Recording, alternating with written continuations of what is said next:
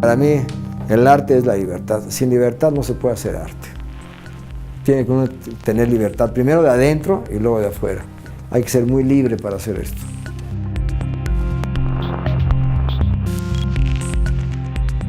Y esta etapa mía de las chusmas, como yo les decía, de los símbolos, físicamente hay símbolos, tal, ¿no? Una cruz, o no sé qué, pues ya cumplieron. Yo creo que para mí fueron suficientes, ¿no? Hasta ahí.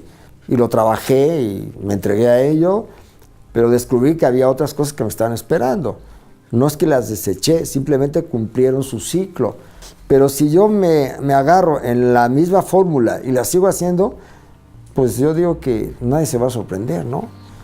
Yo a mí mismo me tengo que sorprender.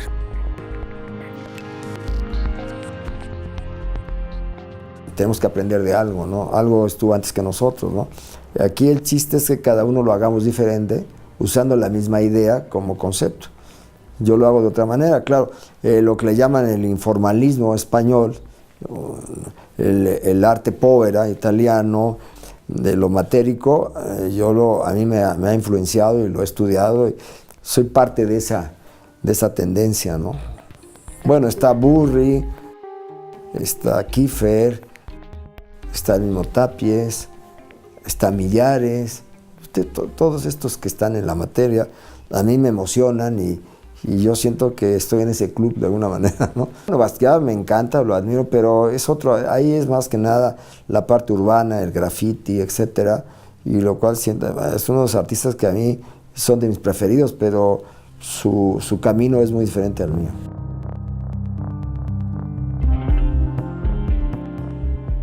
Bueno, yo desde siempre, desde chico, donde yo vivía, y cuando llovía la tierra era muy chiclosa, era como muy arcillosa, ¿no? De niño uno agarra el lodo, el barro, como le queramos decir, y se mancha y hace uno cosas. Y yo cuando tuve contacto, y inconscientemente primero, luego después conscientemente, me gustó mucho esto de agarrar cosas y transformarlas o sentirlas como se rompen y se forman en la mano, ¿no? Se hace la conciencia y se da uno cuenta de la diferencia entre lo que es matérico y lo que no es matérico, lo que sirve para hacer esto. Eso ya fue con el tiempo, ¿no? Lo fui descubriendo. El pan me gusta porque es matérico y veo el migajón y veo que tiene una materia y se esponja, veo el barro, o sea, para mí la materia es algo que me motiva, ¿no? Yo veo las telas como tal, y las toco y las arrugo y siento que hay una materia y algo, ¿no? Y entonces se me fue dando así naturalmente. El trabajo del artista, yo pienso que tiene dos cosas, ¿no?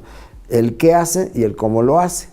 Yo ya tenía el qué era lo que tenía que hacer, ya lo conocía el qué. Bueno, y luego viene el cómo lo voy a hacer. O sea, ya tengo el qué y luego el cómo. Y el cómo empezó pues por las cosas más sencillas, ¿no? Primero un lápiz, después un carbón, después una tinta, después pincelitos con colores aguaditos, y así se fue dando hasta irme metiendo más y más y más a la manera de ahora cómo lo voy a hacer.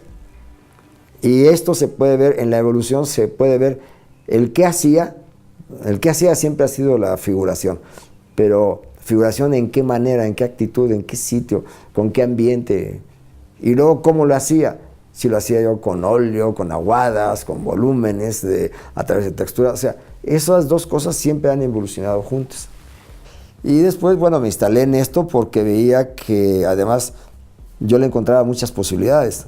Descubrí que era más allá de lo que parecía ser. La preocupación por la materia, por lo que queda encima de cualquier superficie, sí me gustaba.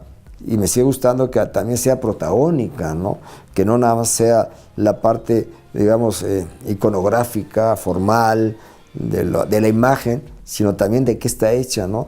Y esto de qué está hecha siempre también me emocionó tanto como lo que hacía, ¿no? Nos hicimos como cómplices, la materia y yo, y la obra que hago tiene que tener las dos cosas, ¿no? Una importancia la materia y otra importancia la forma que yo crea expresar, o sea, la figura, lo que sea, pero ninguna quiero que sea más que la otra. Lo que trato es que los dos se soporten y se apoyen, que exista entre ellos un diálogo.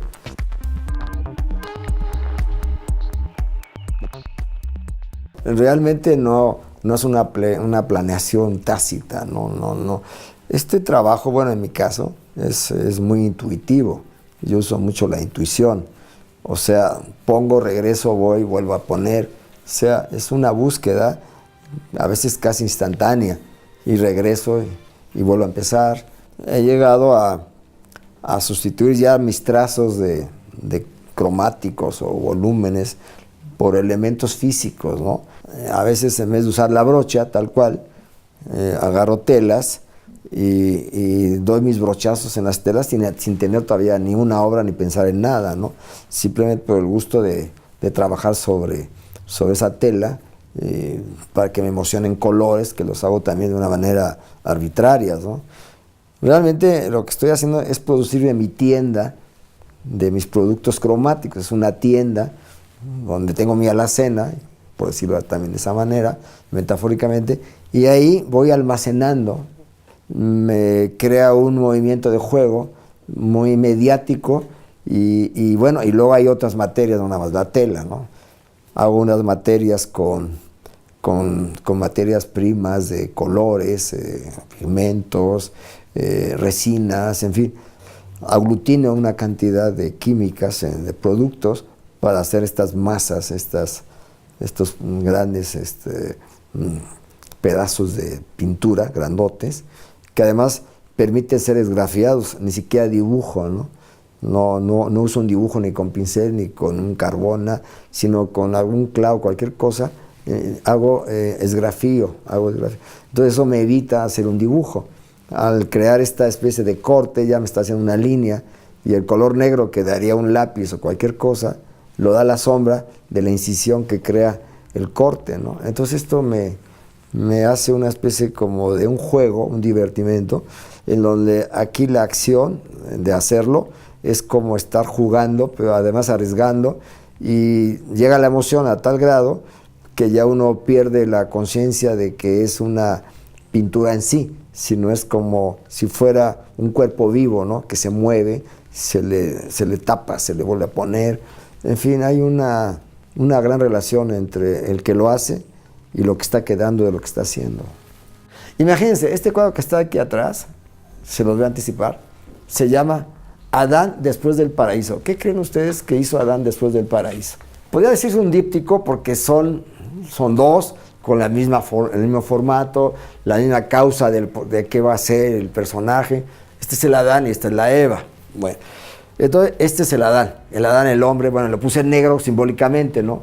El negro es más pesado. Y la mujer lo voy a poner en blanco porque siento que es más transparente en este sentido, de forma, visual y todo. O sea, también el color tiene aquí una función, no nada más es de gusto, ¿no? Y bueno, el tema de ella, bueno, siempre empiezo yo con la figuración de una manera tal como es. O sea, es como empezar como empezar algo, el camino más fácil. El camino más fácil, bueno, pues ser como es ella, ya está. Y una vez que esto sucede, porque este tenía un cuerpo humano igual, como un hombre, todo, y luego mi trabajo se va deformando, se va como estilizando, y finalmente va a desaparecer estas pistas tan anatómicas, pero sí va a quedar el espíritu de sus senos, de sus caderas, porque ¿qué es lo bonito de una mujer? Pues el cuerpo de la mujer yo creo que es bellísimo, es una obra de arte. Se me hace que tiene muchos recursos, y yo como artista, pues el pecho de un hombre es una raya, y aquí son esferas y son muchas cosas, ¿no? Entonces todo esto lo que va a pasar es que se va a ir transformando mejor que deformando, y va a quedar más abstracta, pero el espíritu va a quedar. O sea, lo que no puedo perder es el espíritu sensual de la mujer. Antes de pintar el cuadro, pinto mis cosas afuera. O sea, en vez de pintar ahí, pinto las telas. O sea, yo no las compro ya pintadas, sino más bien las manipulo, las intervengo. Y esta intervención que hago, como ya sé que va a ser blanco el cuadro, pues busco tonos que se vayan a los blancos, ¿no? Entonces ya desde ahí, ya mi mente está haciendo el qué y el cómo, ¿no? El qué va a ser blanco. ¿Y cómo? Pues haciendo las telas con tonos claros, ¿no? Pero siempre el recargue, o sea, la base, el cimiento de mi obra está basada en el trazo inicial del dibujo que es un dibujo muy suelto, muy arbitrario, pero permite ver y me permite guiarme a mí en las proporciones, porque pretendo que mi obra tenga proporción, armonía, etcétera. No quiero también hacer una cosa loca, así no es mi manera.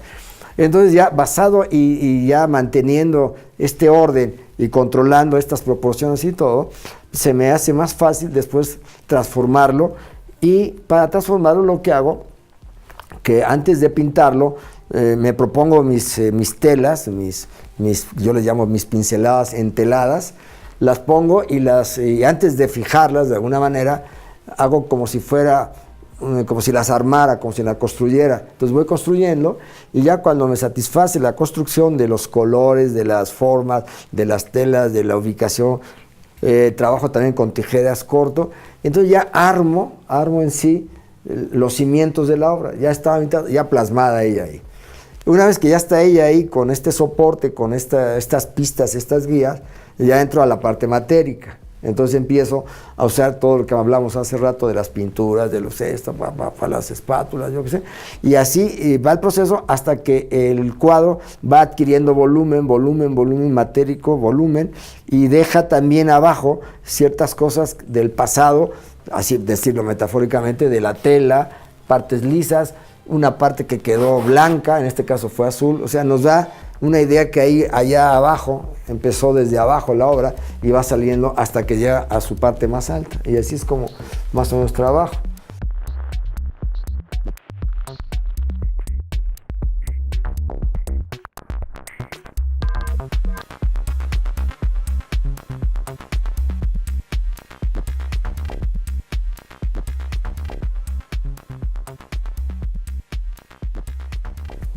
Yo creo que perder y ganar es parte de la vida de uno, ¿no?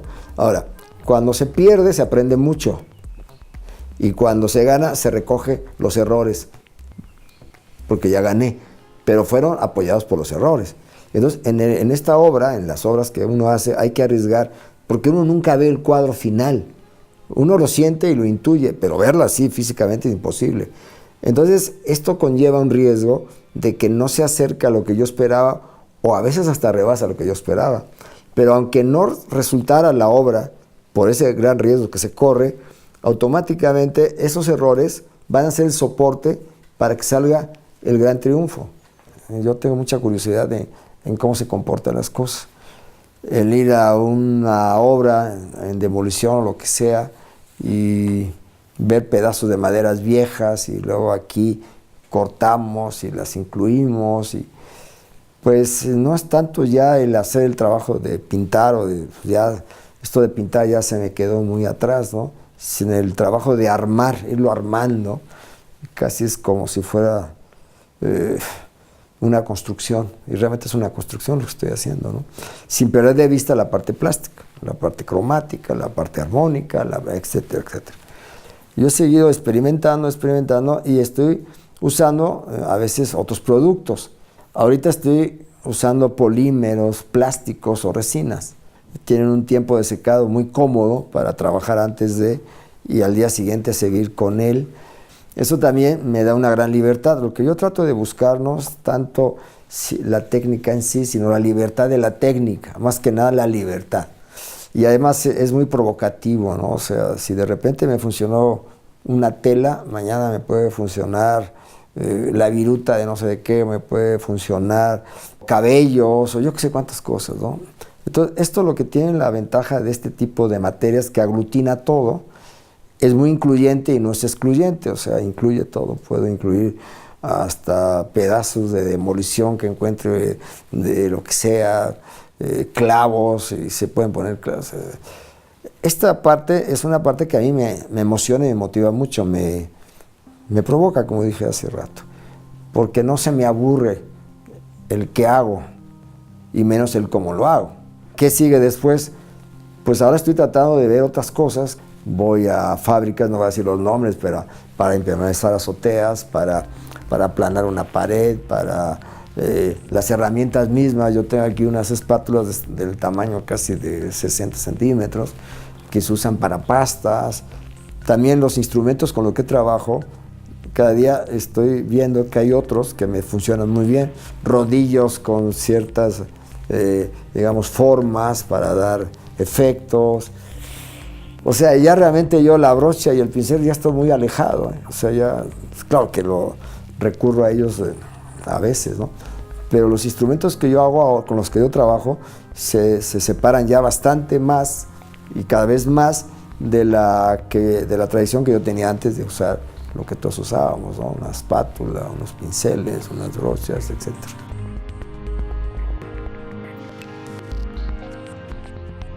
Yo creo que habría que ver primero que la arquitectura es un arte, y a mí la formación de arquitectura también me ha servido para, como arquitecto, la parte plástica como la parte arquitectónica en lo plástico, porque son vasos comunicantes. Tenemos a Miguel Ángel, ¿no? Arquitecto, pintor, escultor. Yo lo tengo muy claro, ¿no? O sea, cuando yo pinto, pinto, y cuando yo hago diseño, o sea, pero siempre hay un vaso comunicante, ¿no? Que es, pues para mí, la creatividad. No más que con unos se crean espacios habitables y otros se crean con formas plasmadas sobre una superficie. Finalmente los dos hacen lo mismo, es crear, ¿no? Ganador de la calle no es en sí la calle, sino son los personajes que están en la calle, ¿no?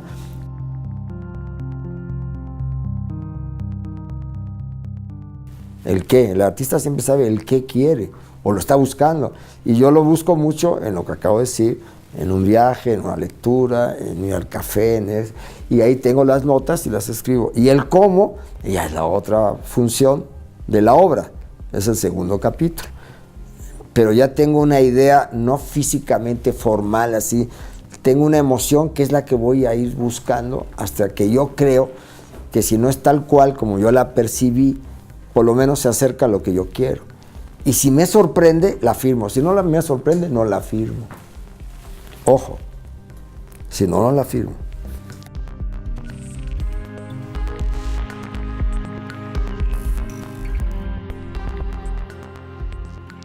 También mis proyectos de exposición siempre tienen un diálogo, un argumento, no es de una manera así tácita como una película, ¿no? Pero da pistas, ¿no? Por ejemplo, parte de esta obra que estoy haciendo, que se va a hacer esta exposición de Después de ver, estuve en Roma, luego estuve en Madrid, luego estuve en Sevilla, y entonces ahí me iba y escribía. Entonces de esto salió la idea de todos estos personajes. Y lo van a ver en la obra. Cuando yo lo que más hago, más que la calle, también es viajar. Me gusta mucho salir y llevo mi libreta y hago apuntes. A veces hago dibujos escritos, ¿no? Pero escribiendo, no dibujando. Y entonces esto no es que yo tome fotos en mi mente de la calle y las pinte. Más bien es una motivación, es como esto me motiva, me excita para seguir sobre los seres humanos, ¿no? Pintándolos. O sea, lo que yo escribo realmente ni tiene que ver, ni es un diario, ni es lo que me está pasando, sino es lo que estoy viendo. Es lo que yo escribo, pero inducido a lo que yo quiero crear en mi obra, más que nada. Cuando uno escribe algo, cuando uno deja algo, la mente como que lo sella más todavía, ¿no? O sea, es como lacrarlo, como tatuarlo, ¿no?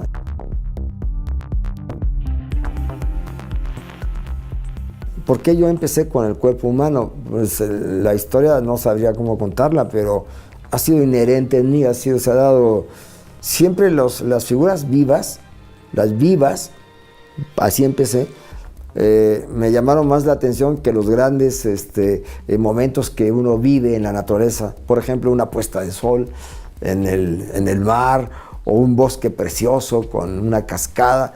Eso me gustaba mucho y todo, pero me gustaban más las cosas vivas. Y concretamente acabé con las cosas vivas, el ser humano.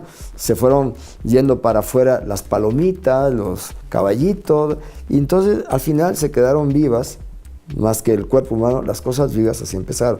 Y luego se me fue yendo al ser. ¿Y por qué al ser? Porque el que más conozco soy yo, y yo era más fácil que yo me usara. Entonces de ahí pues yo empecé a ver un contubernio entre yo y la obra, y me fui también involucrando en las tendencias, en cómo se manejó en tal época el cuerpo, la cara, en fin, el rostro. Se me fue dando una manera de hacerlo, se me fue dando. También tuve que alimentar un poco lo que se me daba por sí solo. Entonces me puse a ver desde el arte rupestre hasta nuestros días, me puse a ver los personajes que deambulan en los sitios, en las calles. Me di cuenta que las posturas humanas también daban como ceremonias, símbolos, actitudes, que la figura se me hace inagotable, se puede representar de muchas maneras, ¿no? No solamente realísticamente, no solamente figurativamente, sino puede haber gestos, puede haber actitudes, la forma en que uno se sienta, la forma en que uno se viste, la forma en que uno, la postura también al andar, dice muchas cosas. Aunque está compuesto de lo que sabemos, cabeza, tronco y extremidades. Pero el cuerpo en sí tiene un lenguaje bellísimo. Yo uso, por ejemplo, el cuerpo con la segunda piel es la ropa que nos ponemos. Cuando la gente tiene su cuerpo y se pone algo encima, por eso van a ver personajes míos vestidos y desnudos, de repente. Cuando tiene algo encima, parece ser que el cuerpo cambia. Pero ustedes, como vienen vestidos, dice algo porque son así. El cuerpo nos transmite todo, sin hablar. Tiene un lenguaje tan grandioso que yo digo que a veces por la calle, cuando yo paso por los cuerpos, parece que me gritan los niños. Hagan cuenta que yo oigo una película así, pero yo veo los cuerpos y me hablan. El rostro es impresionante, porque el gesto humano tiene miles de formas, ¿eh? Por eso a mí el rostro es como un océano con una profundidad que nunca llegaré hasta el fondo. Y me permite hacerlo. Y dice uno, está compuesto por ojos, nariz y boca, orejas y el lobo. No tiene, pero la manera en que se puede hacer, hasta el día de hoy, no sé cuántos rostros habré yo pintado, y siento que nunca lo voy a lograr de terminar de hacer. O sea, terminarlo de hacer. Nunca se me va a agotar. Hay una obra de 50 o 60 rostros, con el mismo formato así de 30 por 30, así, son como 50. Y no hay uno que se parezca. Empieza por un rostro dibujado. Y la metáfora es, y luego otro rostro, al final el último, como casi velado. Y la idea es, cuando nacemos, las formas del dibujo de la cara del niño todavía no se dan, pero empiezan las líneas, ¿no? Y cuando ya nos hacemos viejitos, ¿cómo quedamos? Se desaparece la belleza y queda más la plasta final.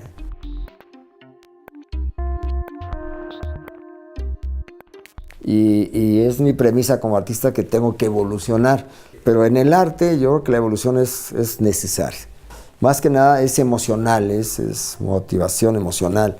Cuando uno se aleja metafóricamente del piano, regresa uno a tocarlo de otra manera. Igual hago yo me voy y entonces regreso y veo otra vez todo esto que me es familiar y lo veo de otra manera. Y siempre regreso con la idea de que no quiero ser el mismo, que yo no me quiero parecer a uno más y menos a mí mismo siempre. Me tengo que reinventar yo de alguna manera y no me puedo, físicamente no me voy a reinventar, pero emocionalmente sí me puedo, digamos, reinventar en la forma en cómo abordo el trabajo. Los colores tienen que ir evolucionando, a veces regreso a uno, luego vuelvo a tomar los otros. Ahora, por ejemplo, me estoy yendo a colores muy neutros, muy tierras, a veces medio pastelados, antes no lo hacía. El día que yo deje de evolucionar, ya no cuenten conmigo, ¿eh?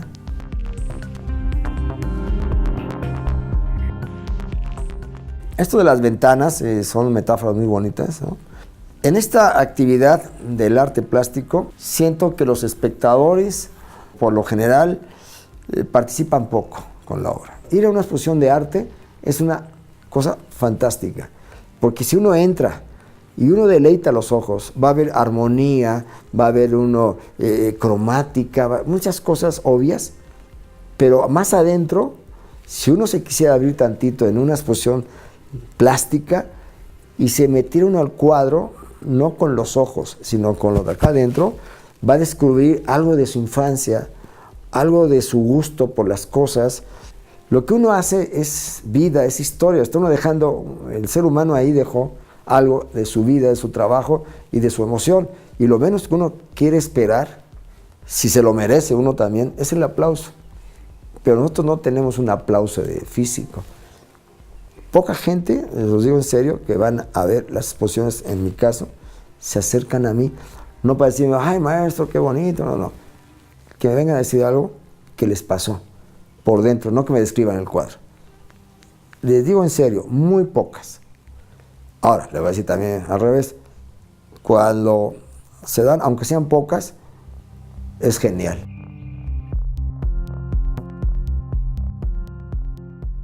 Bueno, es que a veces el artista se da libertades.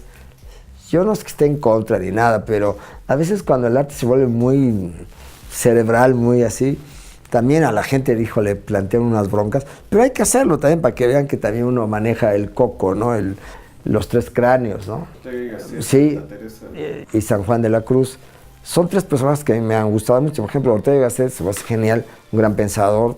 Luego está Santa Teresa y luego está San Juan de la Cruz. Entonces les hice un homenaje, entonces pinté un cuadro muy grandote que tiene tres cráneos, que para mí la caja donde se guarda el cerebro es el cráneo, que es la parte del cuerpo más fregona, que ahí está guardado, es la caja fuerte. Entonces hice los cráneos metafóricamente y entonces pinto un cuerpo, casi un esqueleto descarnado, porque finalmente se va el cuerpo pero queda el pensamiento, que es porque el cuerpo ya dónde estará en el cuerpo de estos personajes.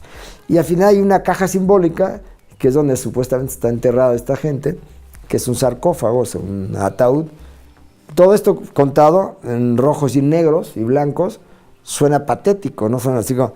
Y uno ve el cuadro y si no tiene una información, ¡qué bonito cuadro! No se da uno cuenta. Y yo uso la obra para acercarnos, ¿no?, con estos personajes, ¿no? Y bueno, eso lo he hecho en varios casos, ¿no? El de un pedazo de carne gigantesca que va muy seguido a estos grandes pintores que son los pintores terribles, los terribles pintores que fue Goya en su época, Satín, que también pintó carnes y no sé qué. Estos pintores que fueron terribles en su época porque usaban modelos de una fuerza que además chocaban con las costumbres de la época, ¿no? Y también les hago este tipo de obra, y si uno tiene conocimiento de estos artistas, los va a reconocer, ¿no? Si no, pues simplemente el cuadro se ve bien, está plásticamente, armónico, pero hay un trasfondo siempre. Es la otra obra que ya no es de concesiones, ¿no?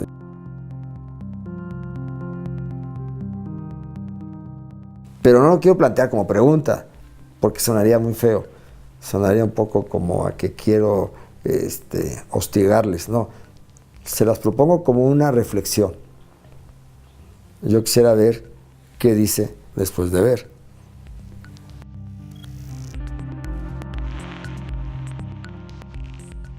Ahora yo quiero pedirle al público, ahora sí ya creo que ya me gané el derecho de decir, después de ver qué, o sea, tú que ves esto, después de ver qué, me gustaría ahora que ustedes sean los que sean la exposición.